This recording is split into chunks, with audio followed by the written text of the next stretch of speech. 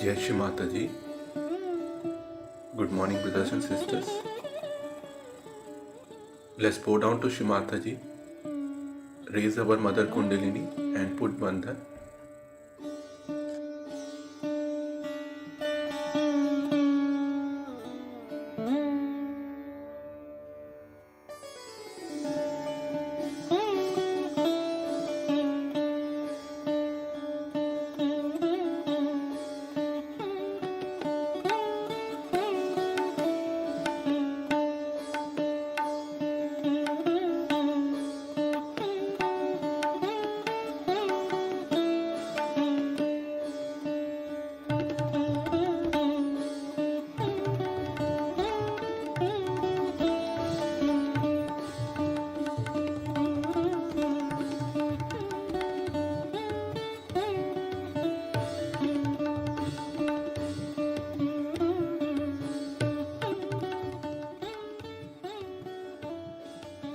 Shri Ganesh Mantra.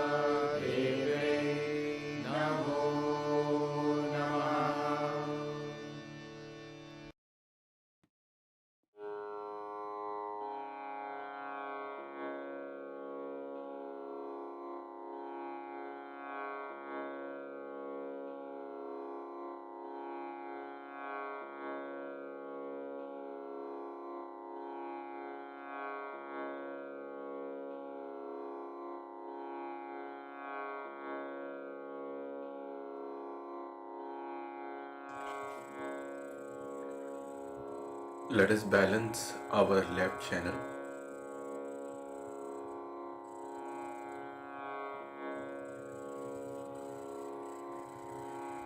Shri Mataji, kindly awaken the pure desire within us.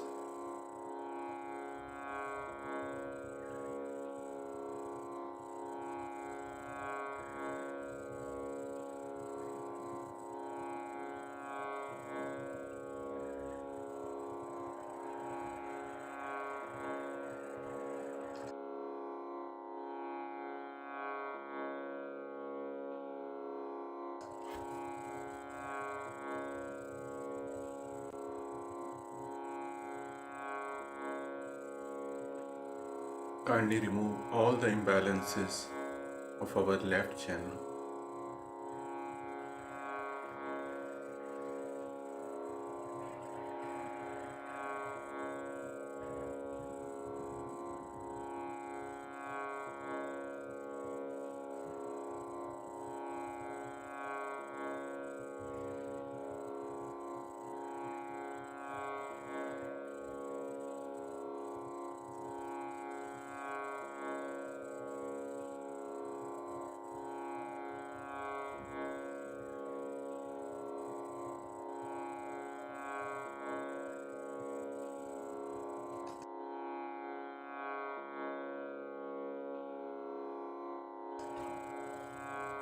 Let us balance our right channel.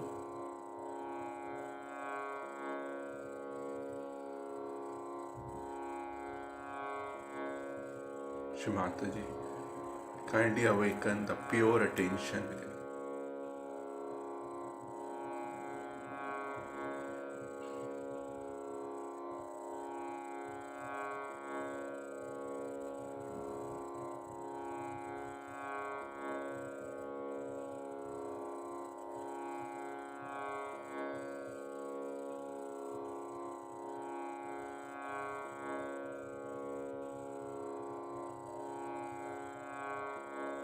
Kindly remove all the imbalances of our right channel.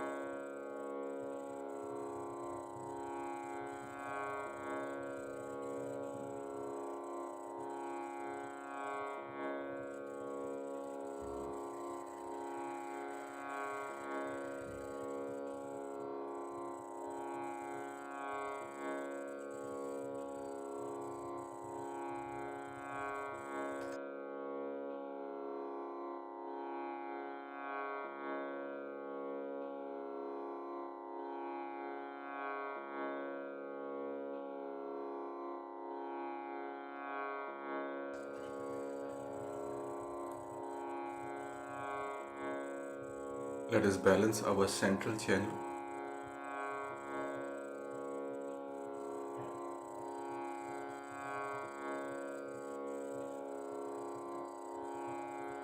Shri Mataji, kindly bring us into complete balance.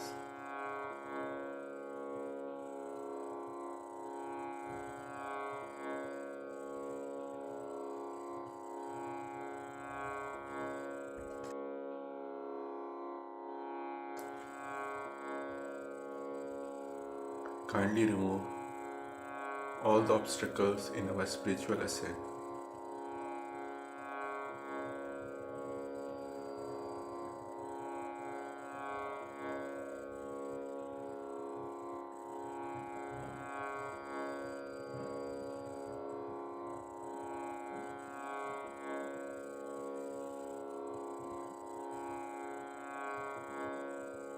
Let's keep our attention on Sahasrara.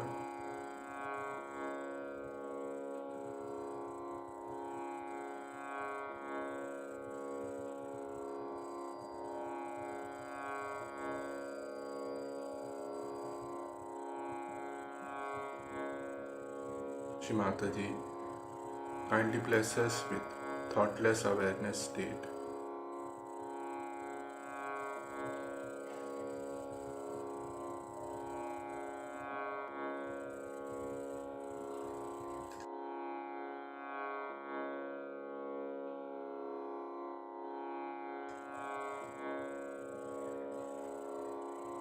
Let us listen to Shri Mataji's speech.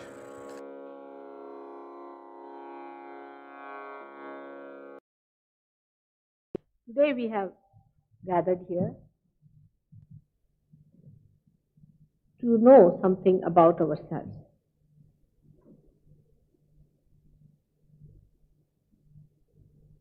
If the knowledge is from the books or from some person who says that he knows about the self,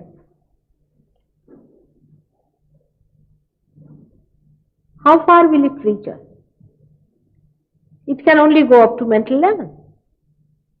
And we can only understand it through our mental understanding. The mental understanding comes to us through our rationality, through our intellect, which in itself is a limited thing. So we enter into another understanding which is still very limited.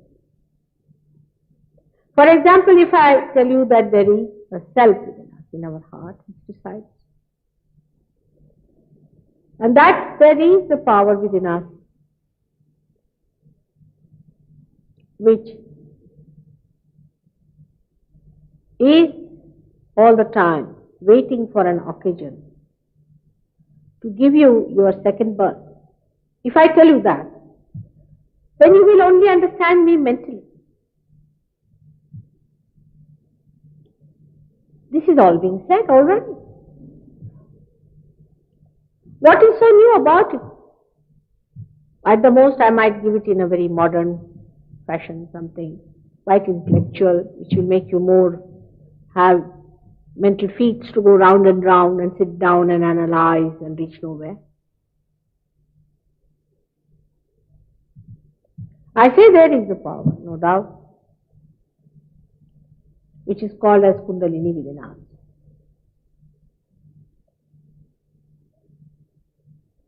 So many say that, because it is written long time back, thousands of years back. Christ has said it, that you are to be born again.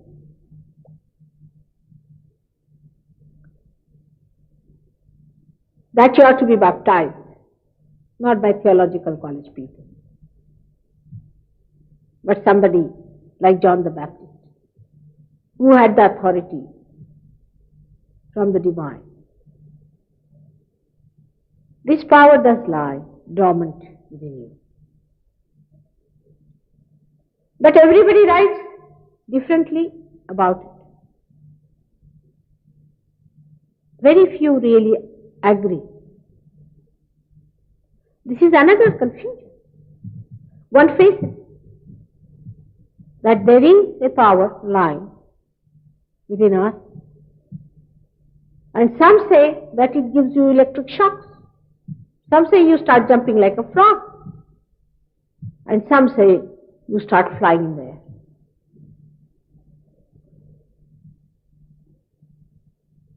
Such a confusion. While you are seekers, seekers of ages, you have been seeking.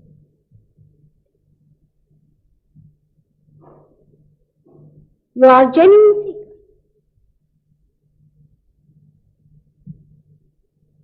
And then while seeking, you don't know where to go, what to expect. And you jump into problems. The other day, when I went to Switzerland, one of my children who had arranged the program, he told me, "Mother, here people are very skeptical about Indian gurus." I am happy about it. Really, very, very happy. At least I have started thinking about it.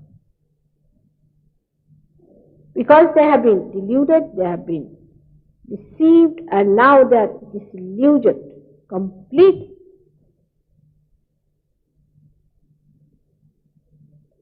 And they find it impossible to believe anyone who talks of God.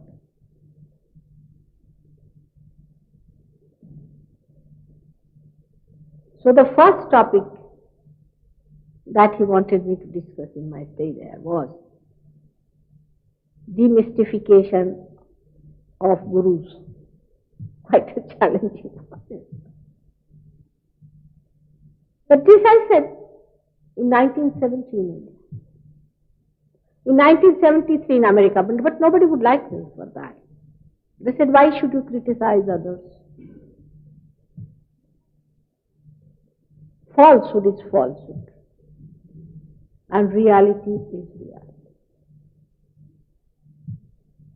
You will now know, through some of those people who are here, that how you have been misled, how you have been deceived for money, which you cannot understand, because you have gone beyond it now. You are seeking beyond money. You know that money is not going to give you joy. You know that very well. But those who have not yet known that, still they are sort of climbing up the cusp, have not seen the ditch down below. Such people try to come up and give you some sort of a jargon and receive a lot of money from it.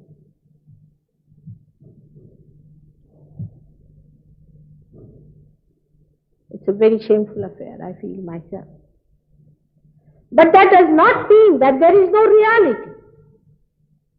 If there is no reality, how can you have copies of that? If there are no flowers, how will you create plastic flowers? So if you find somebody so unreal, you must know that you have to find out the real. And when you are finding the real, you must know that you must keep yourself absolutely alert about it, that we are not going to accept anything but real. But you can be hypnotized. You can be brainwashed. Because you don't know all these things. Somebody says some words in Sanskrit language, you get so enamored by that, as if Sanskrit language is something out of the blue. For example, some of the disciples who went to certain gurus got mantras, which if you tell an Indian, he will laugh out his stomach. Like a mantra given Ainga. Now tell an Indian, he'll laugh. That people have paid 300 pounds for such a nonsense like that, which means nothing, which cannot be a mantra. Now why do you need a guru for a mantra? There is a science about it. Because we do not go into the understanding of it and just jump onto it because they want you, because they want money. Simple thing. It's an enterprise. You have given up everything for the sake of your seat. You have seen that the value of these material things will not take you anywhere. You have seen beyond. Your value system is different. But if the value system of some people is different from you, they can exploit you.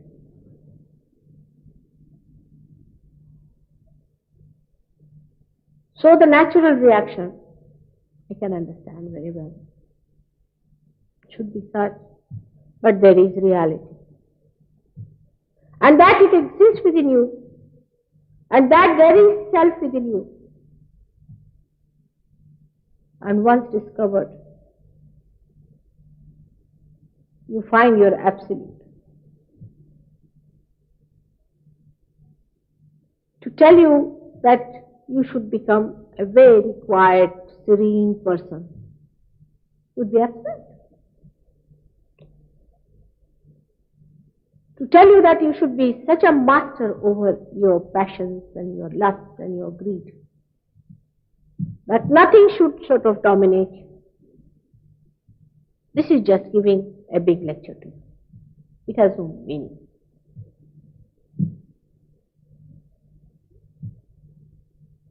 You have gripped it yourself, these things. And how will you leave it when your grip is so strong? You have to grip something else. There's a simple common sense. If you find something much more valuable, much more dynamic, much more joy-giving, establishing your sense of security, you will give up all these nonsensical things. But see how this works out.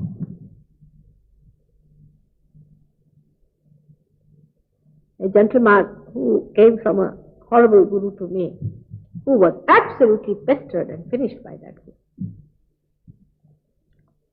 He used to deliver only introductory lectures. I don't know if he's here. And he said, I used to get 300 people for this introductory lecture, Mother, in the same hall where you were doing lecture. What do you say to people then? Isn't it clear? He's a well-known person who charges you money, who gives you courses. He has ruined so many people. It's like just now I was watching people going into the pub and coming out of it all drunk, and others are attracted much more seeing them being drunk like that. Sometimes it's impossible to understand human nature. And when the reality stands before you, you crucify that. How do you explain all? And the acceptance of reality is your glorification. Are you going to add anything to reality? Supposing I wear a diamond necklace, it is going to adorn me and not to the diamond necklace. But this is billions and billions times brilliant than all these things which adorn us. If you accept that, you will be glorious and you will be lustrous, isn't it? Think about it. Because we are charmed by these outside things, they are deceptive ways, they are cunning ways, and that we are hypnotized. That's the only explanation I have. That's how they have managed so far. And one after another, this hypnosis spreads like fire. You ask them, what did you find? Don't ask us. We are very happy people. After 3 days, you find the person has committed suicide.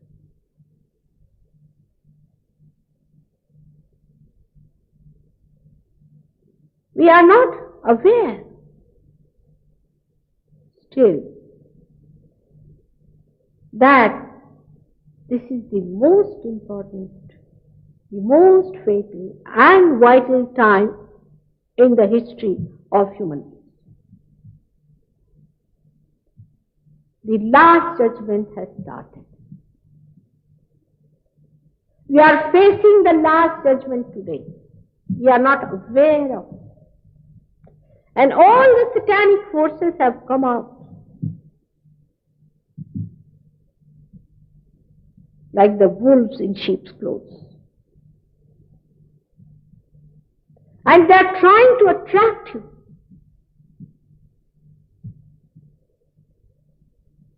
And you do not judge them. You only sit down and judge the reality. It has started. It's a fact. It has started. Now let us see from God's point of view how He is going to judge. It is easy to say that we don't believe in God. Very easy to say we don't believe in this government. But if you do anything wrong, then you know there is a government acting. In the same way, it is very easy to say that we do not believe in God. He is so compassionate. He is so loving. He is so kind that He has given us our freedom to know ourselves. And we rely on it. We take Him for granted. He has made us human beings from our body. He spread out such beautiful world around us. He's done all that. But there is a judgment which we have to face now. And the judgment that is going to come from God is not going to be the way we understand, that He sits like a magistrate and calls you one by one, come along. Then you have a pleader there sitting. But in a subtler way, He has already put the judging forces within you. See, in the evolution He has worked it out. In the evolution, how beautifully He has worked it out. From amoeba to the stage that we have come. Many people, we can say many animals were discarded. He saved some animals, like from the mammoth family, He saved elephant. He saved so many animals and so many were discarded one by one all these years. In the same way, human beings who have been very much on the extremes have been discarded. You see the history.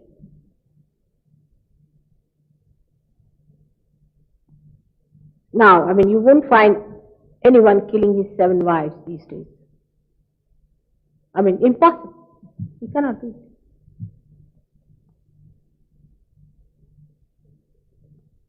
Person like Hitler came up, finished. Anybody who came up with any extreme ideas of domination or anything was finished by it. Those ideas die out. People are ashamed of them, and new ideas come up into human beings. Accepting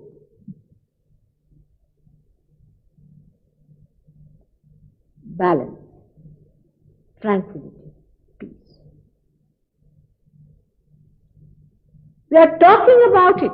People talk about peace. But are we really wanting peace within ourselves? And if we are really wanting it, what are we doing about it?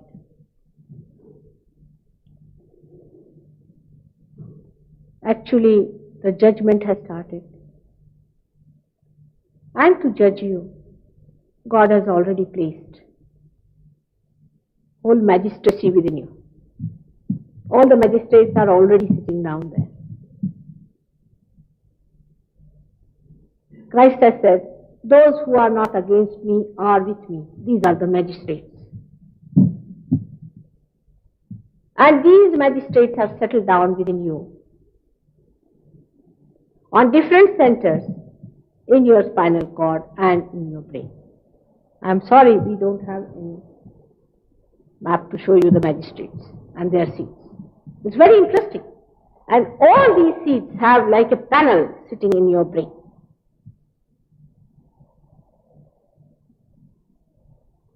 And when the light of Kundalini rises through these centers, when these centers are enlightened within you,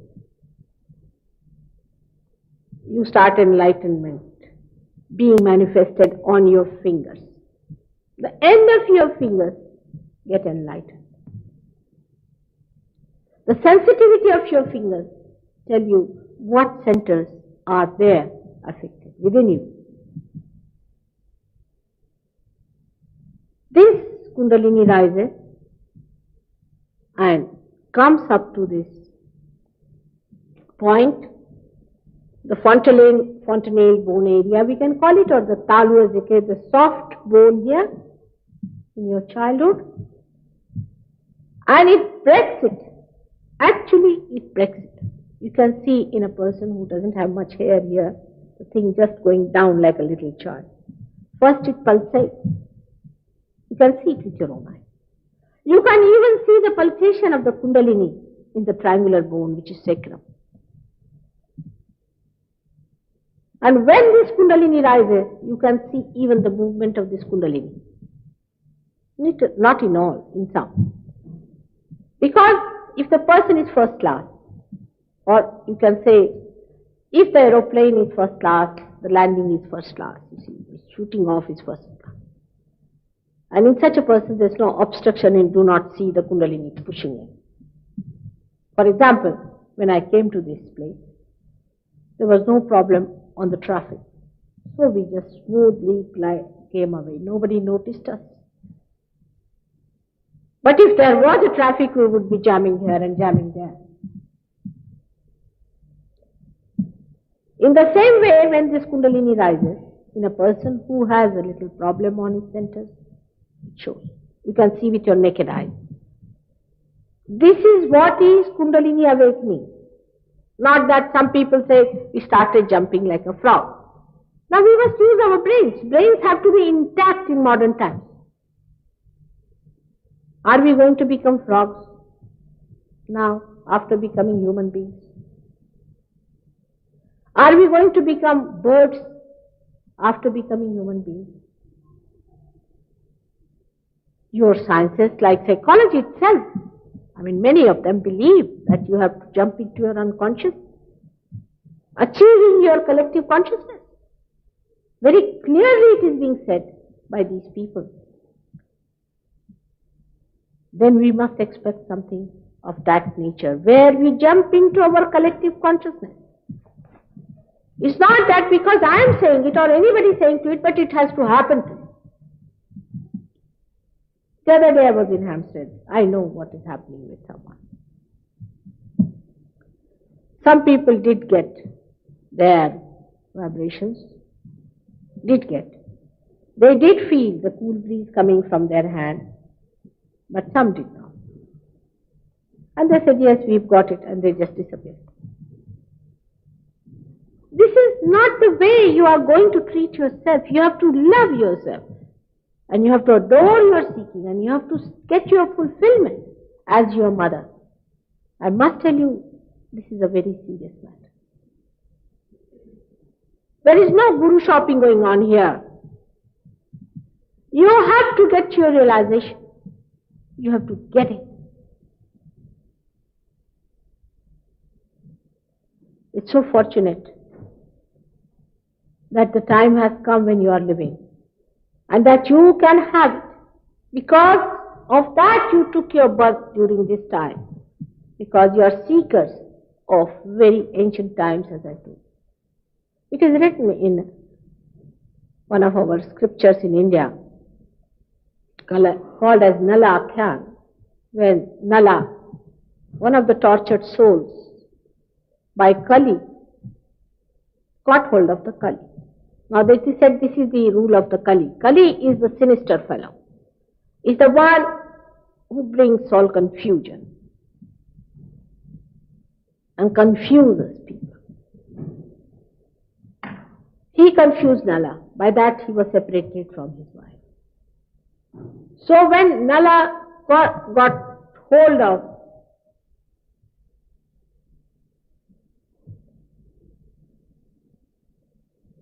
this Kali, he said, now I am going to kill you. I am going to kill you once for all, so you do not create confusion into people anymore. So Kali said, all right, you can kill me, I accept. But first you know my importance, Mahatma, know my importance. I too have an importance. He said, what importance can you have? You create confusion in the minds of people. What importance can you have? He said that when I will be ruling, means when he will be in these modern times, ruling means creating confusion in our minds. Everything has become relative. We talk like that. Yes, may be alright, may not be alright. May be good, may not be good. That is the time when the confusion will be reigning on this earth. That's Kali Yuga, the modern times. Those great saints and those people, the seekers, the sadhakas, who are searching God in the hills and dales and in the caves, will come back as ordinary householders. And they will get the reality. In this confusion only, they are going to get the vision of reality. They are going to become the reality.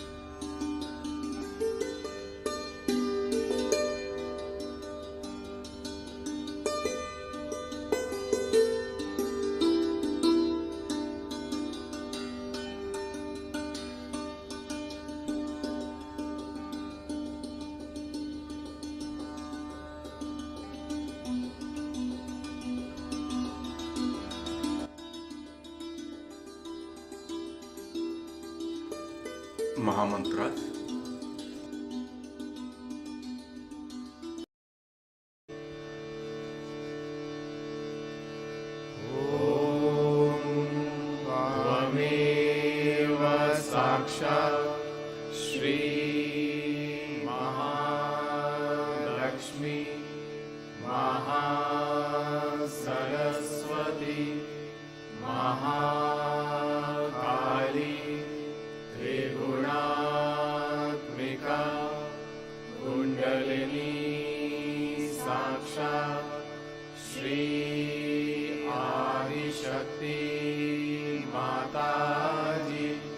Shri Nirvana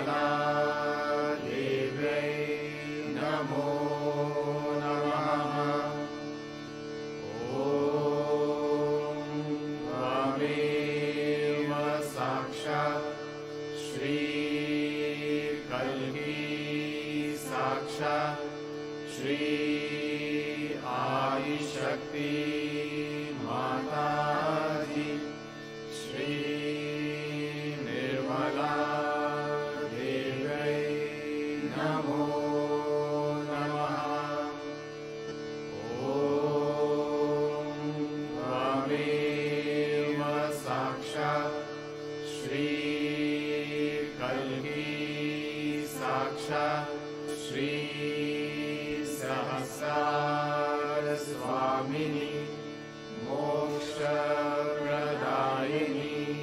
माता जी श्री निर्मला देव्यै नमो नमः।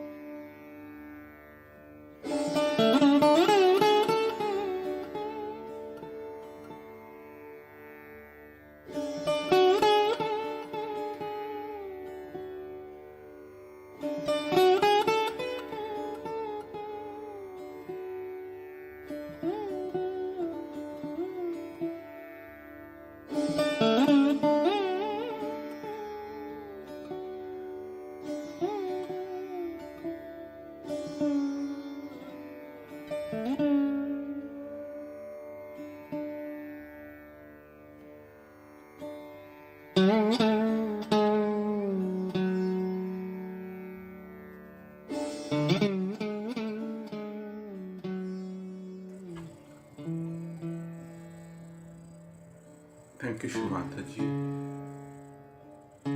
for this beautiful collective meditation. Jai Shrimata. Let's bow down to Shrimata ji and take bandhan.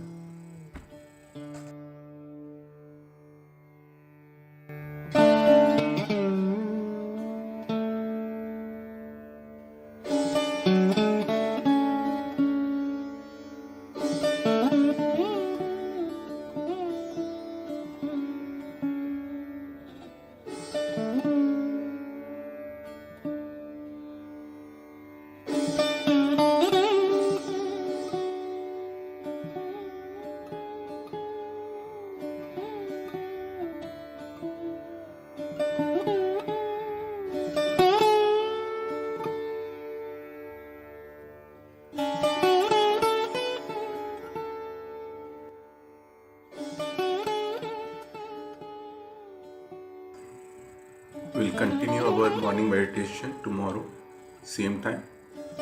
Jai Shri Mata Ji.